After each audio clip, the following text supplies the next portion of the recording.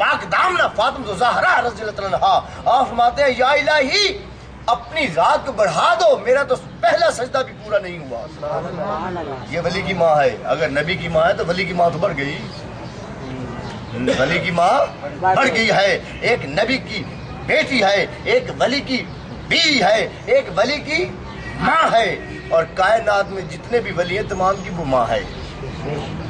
مائی مریم اندر عبادت کر رہے ہیں، جو کر رہی ہیں، ایک نبی ہے وہ آپ کو ملنے کے لیے آیا، جب آئے تو آپ عبادت میں مشغول تھیں تو پیچھے رنگ برنگے کھانے پڑے ہوئے تھے، بہت اعلیٰ کھانے پڑے ہوئے تھے، وہ نبی نے دیکھے، وہ کہنے لگا یہ میں نے کھانا پہلے تو نہیں کبھی دیکھا، یہ پھل کبھی نہیں دیکھا، یہ پھل کبھی نہیں دیکھا، یہ یہاں کے پھل نہیں ہے، پتہ نہیں کدھر سے آتے ہیں۔ اسی اسنا میں مائی مریم میں سلام پھیرا اور وہ کہنے لگے اے دیکھا میرا مہمان آیا ہے پانی لینے کے لیے، مجھے یہ پہلے بتاؤ یہ کھانے تو نے کہاں سے لیے ہیں، یہ پھل تو نے کہاں سے منگوائے ہیں؟ وہ کہہ رہی ہے مائی مریم خدا کی قسم مجھے پتہ نہیں ہے، میں تو دن رات اندر رہتی ہوں، باہر تو جاتی نہیں ہوں، عبادت کرتی ہوں، جب بھوک لگتی ہے سلام پھیرتی ہوں، پیچھے دیکھتی ہوں یہ پھل پڑے ہوتے ہیں۔ اگر اللہ کی بے لو سے محبت کی جائے، ولیوں سے محبت کی جائے، اس کے رسول سے محبت کی جائے، اگر دل کی گہرائیوں سے اس کا عاشق ہو تو اللہ اس کے لیے کھانے بھی بھیجتا ہے۔ خیر میں تو مجھے پتہ نہیں ہے، جب میں سلام پھیرتی ہوں بھوک لگتی دیکھتی ہوں کھانے پڑے ہوتے ہیں، یہ پھل پڑے تو میں کھاتی ہوں۔ اس نے کہا اس سے یہ ثابت ہوا یہ پھل اس ملک کے نہیں ہیں، اس جہان کے نہیں ہیں، دنیا کے نہیں ہیں، اگر یہ پھل آئے ہیں تو عرش اللہ سے آئے ہیں۔ وہ بھی تو نبی تھا، پہچان گیا۔ آپ مہمان نوازی کرنے کے لیے مائی مریم اٹھی پانی لینے کے لیے گئیں، خانہ کعبہ کے اندر کھڑا تھا، اس نے یا کوئی چیز رکھی ہوئی تھی تو اسی وقت آپ اٹھے مصلی پہ چلے گئے، جب ہاتھ اٹھائے یا الہی تیری یہ بندی تیری یہ ولیہ، اور یاد رکھو جو مرد کو ولایت ملے وہ پوری ملتی ہے، اگر ولی کو ملے تو عورت کو ملے تو وہ آدھی ملتی ہے۔ وہ ولیہ تو تھی پر آدھی ولیہ تھی، وہ نبی تھا، مصلی پہ کھڑا ہو کر کیا کہہ رہا ہے یا الہی میری بیوی بانجھ ہے، کیا ہے بچہ نہیں جن سکتی، میں بھی بوڑھا ہو گیا ہوں، 90 سے اوپر میری عمر ہو گئی ہے، میں ایک ولی کی جگہ پر کھڑا ہو کر التجا کرتا ہوں، التماس کرتا ہوں یا الہی مجھے بیٹا عطا فرماؤ۔ اسی اسنا میں کس جگہ پہ کھڑے ہو کر دعا کر رہا ہے؟ ایک ولیہ، وہ بھی عادی ولیہ ہے مائی مریم۔ اسی وقت جبریل حاضر ہو گیا اور کہنے لگا اے اللہ کے نبی اللہ سلام بھیجتا ہے، اللہ فرماتا ہے ٹھیک ہے ہم تمہاری دعا قبول کرتے ہیں، کیونکہ تم میری جو عابدگار نمازی پرہیزی اور میری سے محبت کرنے والی، مجھ سے الفت کرنے والی، میری عبادت کرنے والی، میری چاہت کرنے والی، میری ولیہ کی جگہ پر کھڑا ہو کر دعا کر رہا ہے، اس طرح کرو، اسی جگہ پر کھڑے ہو کر 3 دن کا روزہ رکھو، منت مانو۔ کیا کی؟ اللہ قرآن میں ہمارا منت مانو، اسی سے مان جائیے تو گناہ ہو گیا، اسی سے ولیہ نے کہا کہ منت والی کیا ایسا چیز مل جائے تو گناہ نہیں ہے۔ ایک اللہ جبریل کو بھیج رہا ہے کہ جاؤ نبی کو یہ مشورہ دو، منت مانو، 3 دن یا کھڑا رہو، بیٹھا نہیں ہے، نہ 3 دن پانی پینا ہے، اور شریعت کے مطابق منت ہو تو وہ بھی اچھی ہے، یہ نہ ہو گیا کہ میں جنہیں دربار جا کے ناچ پوسا، یہ تو نہیں نا منت بھی کسی طریقے کی ہوتی ہے۔ اب اللہ جبریل کو بھیج رہا ہے کہ وہ جاؤ اور کہو یا 3 دن کھڑا رہو، اس مصلی پر 3 دن کھڑے رہو، اور نہ پانی پیو، نہ کھانا کھاؤ، نہ کس سے گفتگو کرو، پھر میں تمہیں بتاؤں گا۔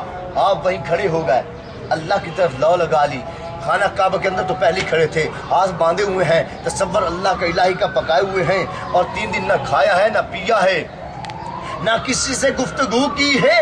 تیسرے دن جبریل حاضر ہوا، عرض کی اے اللہ کے نبی اللہ سلام بھیجتا ہے کہ تو ولیہ کی جگہ پر کھڑا ہو کر دعا کی ہے اور منت مانی ہے، جاؤ اللہ تمہیں بیٹا عطا کرتا ہے، اور اس کا نام بھی سہل رکھ دیا۔ کیا نام رکھا؟ سہل علیہ السلام، جو نبی ہے نا وہ مائی مریم کی وہ جگہ پر کھڑے ہو کر اللہ پاک نے اس نبی کو عطا کیا۔ اب وہ دیکھو ولیہ کا مقام دیکھو، ولی کا مقام دیکھو، اسے اللہ پاک نے کوئی نبی کو نیچے نہیں کیا، ایک ہمیں ولی کا مقام، ایسے اگر ہم کرتے جائیں تو رات دھم جائے، دن دھم جائے، بلکہ سانس بھی ختم ہو جائے، ان کے واقعات ختم نہیں ہو سکتے۔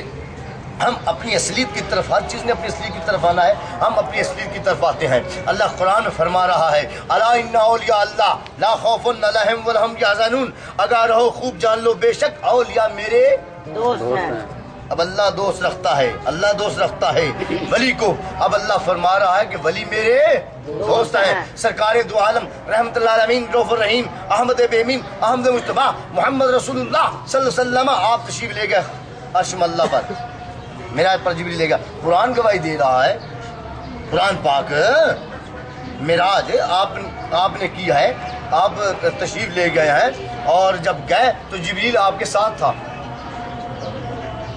جبریل آپ کے ساتھ تھا۔ آپ بلندی کی طرف اوپر گئے، اور جب پہنچے سدرۃ المنتہا ایک مقام ہے، وہ جبریل کا گھر ہے، وہاں جبریل رہتا ہے، اور وہاں تک پہنچے تو جبریل کو سرکار نے فرمایا آؤ جبریل اوپر چلے۔ کیا فرمایا؟ آؤ جبریل، اب اور طلب بات ہے، آؤ جبریل اوپر چلے۔ جبریل نے عرض کی اگر یکسر موئے برتن برم فروغ تجلی بزوزت برم، اگر ایک بال کے برابر بھی گیا خدا کے تجلے کے ساتھ میں چل جاؤں گا، یا الہی یا آقا میں نہیں جا سکتا۔ اور جبریل کی اتنی جسامت ہے کہ ایک پر اس کا زمین آسمان جتنا ہے، ایک پر اس کا زمین آسمان جتنا ہے۔ اور جب آپ نے فرمایا اوپر چلو، سکڑ کے چڑی جتنا ہو گیا، ایک چڑیا ہوتی ہے نا اتنا ہو گیا۔ الخوف الہی سے گھبرا کے، اللہ کی جلالیت سے ڈر کر چڑیا جتنا ہو گیا، ایک ممولے جتنا ہو گیا۔ اور آپ اتنے میں، وہ تھوڑی سی اونچی جگہ تھی، دیکھا تو ایک شخص ہے رف، وہ کہتا ہے میں ہوں۔ آپ آگے آئے، آپ نے کندھا دیا، سرکار نے فرمایا تم کون ہو؟ ارتی یا آقا آپ کا غلام ہوں، آپ کا بیٹا ہوں۔ اما من انتا، تو کون مرد ہے؟ ارتی انا عبد القادر، میں عبد القادر ہوں۔ آما کیا بات؟ ارتی سرکار میرے کندھے کے اوپر قدم رکھو اور اوپر چڑھ جائے۔ جب شہنشاہ بغداد نے کندھا آگے کیا، اللہ نے فرمایا کن ہو جا فیکون، ہر چیز ہو گئی۔ جب اللہ نے پہلے دن کہا تھا روحیں بن چکی، کروڑ سال پہلے کی جو روحیں ہیں، جو اب ہیں، جو آئیں گی، وہ تمام اللہ نے ایک بار کہا ہے، بار بار نہیں کہا۔ شہنشاہ بغداد کی روح آ گئی تھی، کیونکہ اللہ نے فرمایا روح آپ کی آ گئی۔ اللہ نے فرمایا تھا کن فیکون، بس ہر چیز ہو گئی۔ اور اسی وقت کوئی کہے نا بندہ یا میں نے تمہیں کہیں دیکھا ہے، آؤ یا دیکھو اسی، کیونکہ روح تو کٹھیاں ہی بڑیاں سن نا، روح تھا کٹھیاں بڑیاں سے بندے بلیکھے پہ جاندے نے۔ اچھا تو آما یا آقا، یا میرے کندھے پہ قدم رکھو، اوپر چڑھ جاؤ۔ آپ نے قدم مبارک محمد مصطفیٰ صلی اللہ علیہ وسلم نے قدم مبارک اس کے جناب شہنشاہ بغداد عبد القادر جیلانی کے کندھے پہ رکھا، اور رکھتے ہی فرمایا اے عبد القادر، میرا قدم تیرے کندھے پر اور تیرا قدم ہر ولی کے کندھے پر۔ سبحان اللہ۔ کیا فرمایا؟ میرا قدم تمہارے کندھے پہ اور تیرا قدم ہر ولی کے کندھے پہ۔ جب سرکار ظاہری تشریف لائے تو اب باطن میں ہیں، اگر باطن میں آ سکتے ہیں تو ظاہر میں بھی آئے، جب ظاہر میں آ سکتے ہیں تو باطن میں بھی ہوتے ہیں۔ اس لیے یاد رکھو سرکار باطن میں تھے تو آپ نے قدم دیا، سرکار نے قدم رکھا، اور سرکار صلی اللہ علیہ وسلم کا فرمان ہے اے عبد القادر، میرا قدم تیرے کندھے پر، تیرا قدم ہر ولی کے کندھے پر۔ اب شہنشاہ بغداد کا ہر ولی کے کندھے پر قدم ہے، اور سرکار تو امام الانبیاء ہے، تمام نبیوں کے کندھے پر کس کا قدم ہے؟ محمد مصطفیٰ صلی اللہ علیہ وسلم کا۔ اپنا قدم نبیوں کے کندھے پہ رکھ دیا، اپنے بیٹے کا قدم ولیوں کے کندھے پہ رکھ دیا۔ دیکھو سمجھ نہیں رہے، اپنا قدم تمام نبیوں کے کندھے پہ رکھ دیا، اور اپنے پیارے کا، اپنے غلام کا، غلام بیٹے کو کہتی ہے، اپنے بیٹے کا قدم تمام ولیوں کے کندھے پہ رکھ دیا۔ اور آپ امام الانبیاء ہیں، تمام نبیوں کے امام ہیں، تو اپنے بیٹے کو تمام ولیوں کا سرتاج بنا دیا۔